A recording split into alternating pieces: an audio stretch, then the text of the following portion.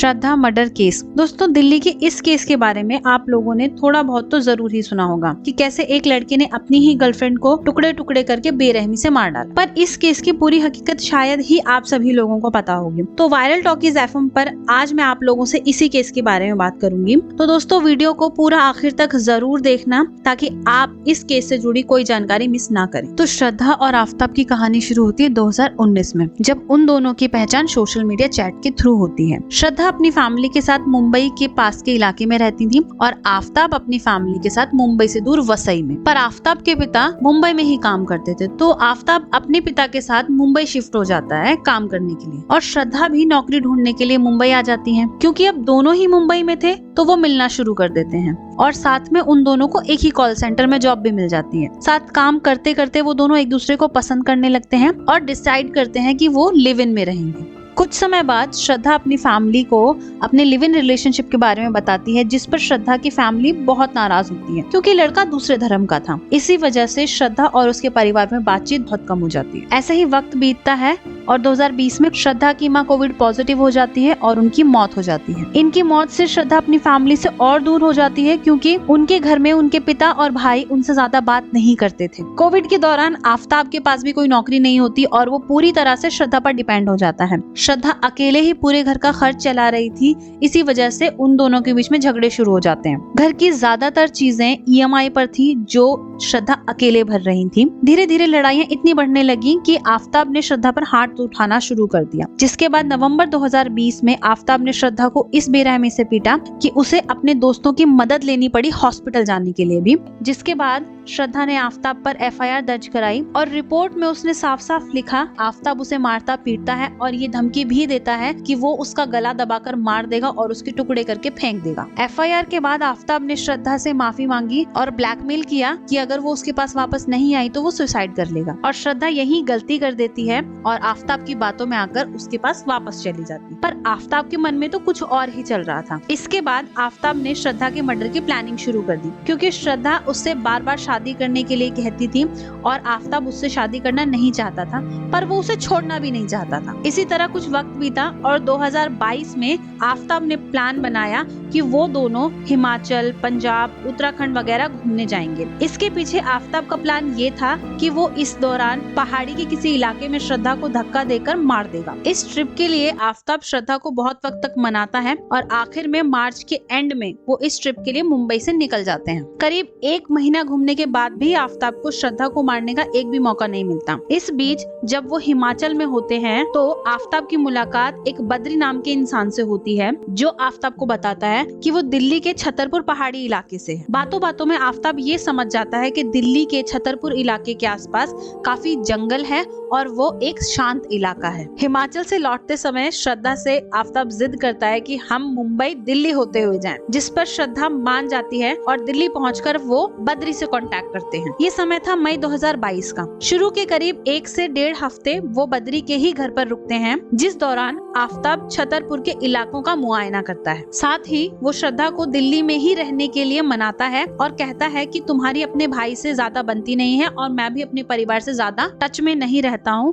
तो क्यों ना हम यहीं रहकर अपनी एक नई लाइफ शुरू करें। बद्री के घर रहते हुए भी उनकी बहुत लड़ाइयाँ होती हैं, जिसकी वजह से बद्री परेशान हो जाता है और उन्हें वहाँ से जाने के लिए कह देता है। वहाँ से निकलने के बाद एक ब्रोकर की मदद से उन्होंने छतरपुर में एक शांत जगह पर एक फ्लैट किराए पर ले लिया। शिफ्ट होने के कुछ ही दिन बाद 18 मई की रात को आफताब श्रद्धा का गला घोंटकर उसे मार देता है और उसकी बॉडी ले जाकर बाथरूम में डाल देता है। इसके बाद वो अपने लिए ऑनलाइन फूड ऑर्डर करता है और खाकर पूरी रात आराम से सो जाता है। अगले दिन वो सुबह मार्केट निकलता है और वहाँ जाकर 300 लीटर का फ्रिज खरीदता है। साथ ही लाश को काटने के लिए आरी और पॉलिथीन लेकर दोपहर तक घर वापस आता है। आफताब वापस आने के बाद श्रद्धा की बॉडी को बेरहमी से काटकर टुकड़े करना शुरू कर देता है। कई घंटे लगातार श्रद्धा की बॉडी के टुकड़े करने के बाद वो थक जाता है और फिर अपने लिए खाना मंगाकर आराम करता है। इसी तरह पूरे 3 दिन तक वो उसकी बॉडी के अलग अलग टुकड़े करता रहता है। और आपको ये जानकर बहुत हैरानी होगी कि आफताब ने श्रद्धा की बॉडी के करीब 32 से 35 टुकड़े किए और उनको अलग अलग पॉलिथीन में बांधकर फ्रिज में रखता रहा। बॉडी के टुकड़े कर देने के बाद 22 मई को पहली बार वो कुछ बॉडी पार्ट्स को लेकर फेंकने निकलता है। क्योंकि उसका पहला दिन था तो उसे पकड़े जाने का भी डर था, तो वो कुछ ही पॉलिथीन्स को अपने बैग में डालकर महरौली के जंगल की तरफ निकलता है। धीरे धीरे इसी तरह वो श्रद्धा की बॉडी पार्ट्स को महरौली के जंगल में, मैदानगढ़ी के तालाब के आसपास और ऐसी कई सुनसान जगहों पर फेंक देता है। पर वो उसका धड़, उसका चेहरा और उसकी दोनों बाजुओं को नहीं फेंकता, बल्कि उन्हें एज इट इज फ्रीज में रखे रहता है। इसके बाद वो अपने घर की केमिकल से सफाई करता है ताकि लोगों को किसी तरह की कोई बदबू ना आए और किसी तरह का कोई शक भी पैदा ना हो। इतना सब होने के बाद भी आफताब ये तो अच्छे से जानता था कि श्रद्धा के गायब होने पर उसके दोस्त और उसके परिवार वाले उस पर शक कर सकते हैं, इसलिए उसने उसके फोन से सभी सोशल मीडिया अकाउंट्स को अपडेट करना शुरू कर दिया और लोगों के मैसेजेस का रिप्लाई भी करता था। पर जुलाई आते आते इस चीज से भी वो थक चुका था, तो उसने ये सब करना बंद कर दिया। अब आफताब अपनी डेली लाइफ में वापस आ चुका था और उसने डेटिंग ऐप से एक लड़की को डेट करना शुरू कर दिया। आफताब ने उस लड़की को अपने घर भी बुलाया। उसे अपने घर बुलाने से पहले जो बॉडी पार्ट्स श्रद्धा के अभी भी फ्रिज में रखे हुए थे, उसने उन बॉडी पार्ट्स को उठा करके किचन के शेल्फ में रख दिया ताकि उस लड़की को उसके बारे में पता ना चल सके। इस तरह करीब 4 महीने तक उसने श्रद्धा के बचे हुए बॉडी पार्ट्स को अपने ही घर में रखा। पर उसे धीरे धीरे एहसास होने लगा कि अगर उसने अब इन्हें नहीं हटाया तो वो पकड़ा जा सकता है। उन बॉडी पार्ट्स को हटाने के लिए आफताब ने सबसे पहले श्रद्धा के सर के सारे बाल काटे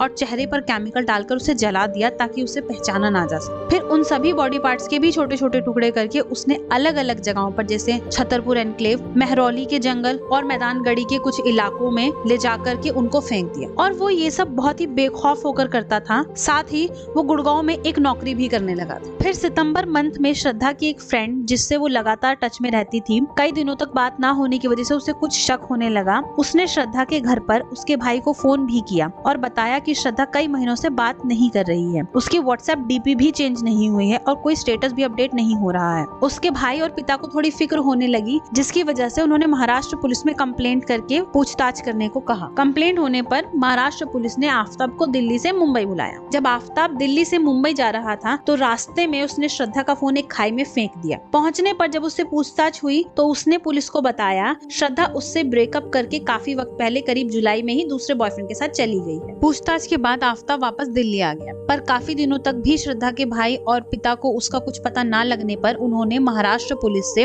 रिक्वेस्ट की, जिसके बाद पुलिस ने दिल्ली पुलिस को कांटेक्ट किया और श्रद्धा के केस के बारे में बताया। दिल्ली पुलिस ने इसकी छानबीन की और 48 घंटों के अंदर ही आफताब को अरेस्ट कर लिया। अरेस्ट करते ही आफताब ने तुरंत कबूल कर लिया कि उसने श्रद्धा को गला घोट कर मारा था और उसके शरीर के टुकड़े भी कर दिए थे, जिसके बाद उसने उन्हें अलग अलग जगहों पर फेंका। पुलिस को उसके घर की तलाशी करने के दौरान एक डायरी मिली। उस डायरी में आफताब ने उन सभी जगहों को मेंशन किया हुआ था जिस जगह उसने श्रद्धा के टुकड़ों को, कपड़ों को, उसके बालों को या उससे जुड़ी हर सबूत को फेंका था। उसी डायरी की मदद से पुलिस को श्रद्धा के शरीर के टुकड़ों को बरामद करने में काफी मदद मिली। दिल्ली पुलिस ने इसी मंथ फरवरी में श्रद्धा मर्डर केस की चार्जशीट फाइल की है और कोशिश कर रही है कि आरोपी आफताब को कड़ी से कड़ी सजा मिले, क्योंकि ये केस बहुत ही मजबूत दिख रहा है। तो देखते हैं इस पर क्या फैसला आएगा। उम्मीद है कि श्रद्धा को इंसाफ जरूर मिलेगा। दोस्तों, मुझे इस केस के बारे में जानकर बहुत हैरानी हुई, बहुत दुख भी हुआ कि श्रद्धा जो आफताब से इतना प्यार करती थी, उसी आफताब ने उसे बेरहमी से मारकर उसके टुकड़े कर दिए। और अभी तो ये केस पूरी तरह से सॉल्व भी नहीं हुआ है। आपको जानकर बहुत हैरानी होगी कि इसी तरह का एक केस हाल ही में दिल्ली के द्वारका इलाके में देखने को मिला है। पता नहीं ये क्राइम्स कब रुकेंगे और कब इन सबको इंसाफ मिलेगा, पर आप मुझे कमेंट करके बताइए ऐसे आरोपियों को कैसी सजा मिलनी चाहिए। क्या सिर्फ जेल या उम्र कैद ऐसे गुनाहों के लिए काफी है? खैर, द्वारका केस की डिटेल वीडियो भी मैं आपके साथ जल्द शेयर करूंगी, पर अगर आप चाहते हैं कि श्रद्धा केस की जानकारी आपके घर के सदस्य और बाकी लोगों को होनी चाहिए तो इस वीडियो को सबके साथ जरूर शेयर करें और इस चैनल वायरल टॉकीज FM को सब्सक्राइब करके बेल आइकन जरूर दबाएं, ताकि जब मैं द्वारका केस की वीडियो आपके साथ शेयर करूं तो आपका उसको नोटिफिकेशन मिल जाए और वो वीडियो आप मिस ना करें। मिलते हैं अगली वीडियो में, तब तक के लिए बाय बाय।